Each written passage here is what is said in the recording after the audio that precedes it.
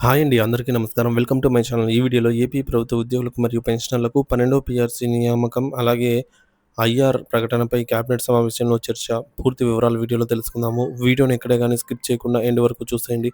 అప్పుడే ఇన్ఫర్మేషన్ పూర్తిగా అర్థమవుతుంది. అలాగే వీడియో చూస్తున్న ప్రతి ఒక్కరు వీడియోకి లైక్ చేయండి ఫ్రెండ్స్. వీడియోని తోటి ఉద్యోగ పెన్షన్ మిత్రులతో అయితే షేర్ చేయండి.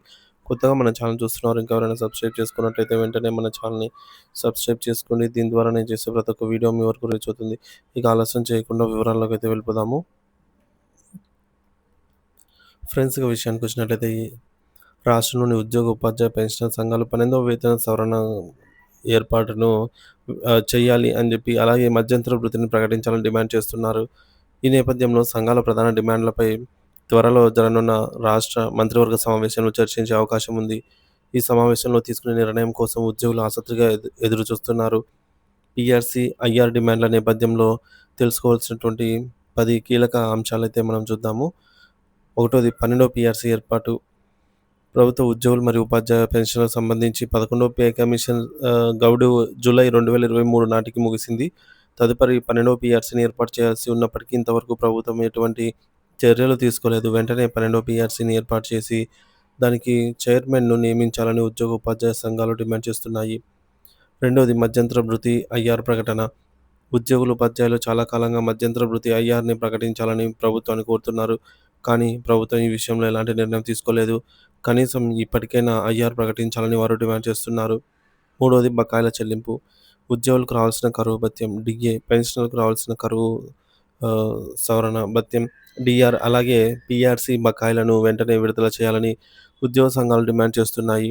ఈ బకాయిలు అందకుండానే చాలామంది ఉద్యోగులు, ఉపాధ్యాయులు మరణిస్తున్నారని సంఘాలు ఆవేదన వ్యక్తం చేస్తున్నాయి. నాలుగోది పెన్షన్ అదనపు మొత్తాల పునరుద్ధరణ. గత పీఆర్సీలో తగ్గించిన అదనపు పెన్షన్ మొత్తాన్ని తిరిగి పునరుద్ధరించాలని డిమాండ్ చేస్తున్నారు. పాత పద్ధతి ప్రకారం 70 సంవత్సరాలు నిండిన వారికి 10%, 75 సంవత్సరాలు నిండిన వారికి 15% పెన్షన్ అదనంగా ఇవ్వాలని కోరుతున్నారు. ఐదవది ఈహెచ్ఎస్ కార్డుపై పూర్తి స్థాయి వైద్యం. ఎంప్లాయీస్ హెల్త్ స్కీమ్ ఈహెచ్ఎస్ కార్డుపైన వైద్యం చేయించుకోవడానికి ఆసుపత్రులు నిరాకరిస్తున్నాయని, మెడికల్ రీయింబర్స్మెంట్ ద్వారానే వైద్యం చేయించుకోవాలని చెబుతున్నాయని ఆరోపణలు ఉన్నాయి.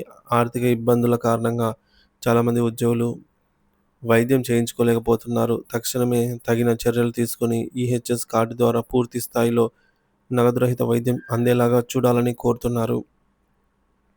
ఇకపోతే ఆరోది జేఏసీ వినతి పత్రం. 12 పీఆర్సీ చైర్మన్‌ను నియమించాలని, ఐఆర్ ప్రకటించాలని, డీఏ బకాయిలు చెల్లించాలని తదితర డిమాండ్లతో ఏపీ ఉద్యోగ ఉపాధ్యాయ సంఘాల జేఏసీ నాయకత్వం రాష్ట్ర ప్రభుత్వ ప్రధాన కార్యదర్శి కె. విజయానంద్‌ను కలిసి వినతి పత్రాన్ని సమర్పించింది. ఏడవది రిటైర్డ్ ఉద్యోగుల వినతి. 12 పీఆర్సీని ఏర్పాటు చేయాలని, డీఏ, డీఆర్ బకాయిలు విడుదల చేయడంతో పాటుగా పెన్షనర్ల సమస్యలను పరిష్కరించాలని AP state government retired employees association రాష్ట్ర ముఖ్యమంత్రి చంద్రబాబు నాయుడు గారు నారా చంద్రబాబు నాయుడు గారికి వినతి పత్రం అందజేసింది. ఈ వినతి పత్రాలను ముఖ్యమంత్రి కార్యాలయం ధృవీకరించింది. టీడీపీ హామీలపై విమర్శలు. అధికారంలోకి వచ్చిన వెంటనే పీఆర్సీ నియమిస్తామని, సకాలంలో డీఏ ఇస్తామని ఎన్నికల ముందు చంద్రబాబు నాయుడు హామీ ఇచ్చారని, కానీ అధికారంలోకి వచ్చాక దాదాపు 10 నెలలు గడుస్తున్నా ప్రభుత్వం నుంచి ఎటువంటి స్పందన లేదని యూటీఎఫ్ రాష్ట్ర అధ్యక్షుడు నక్కా వెంకటేశ్వర్ విమర్శించారు. తొమ్మిదవది ఎమ్మెల్సీల ప్రశ్నలు. ఇటీవల జరిగిన అసెంబ్లీ ఎన్నికల్లో కూడా ప్రోగ్రెసివ్ డెమోక్రటిక్ ఫ్రంట్ పీడీఎఫ్ ఎమ్మెల్సీలు కేఎస్ లక్ష్మణరావు గారు, ఐ వెంకటేశ్వరరావు గారు, బొర్రా గోపిమూర్తి గారు 12వ పీఆర్సీ ఏర్పాటుపై ప్రభుత్వాన్ని ప్రశ్నించారు. త్వరగా కమిషన్ ఏర్పాటు చేయాలని ప్రభుత్వాన్ని డిమాండ్ చేశారు.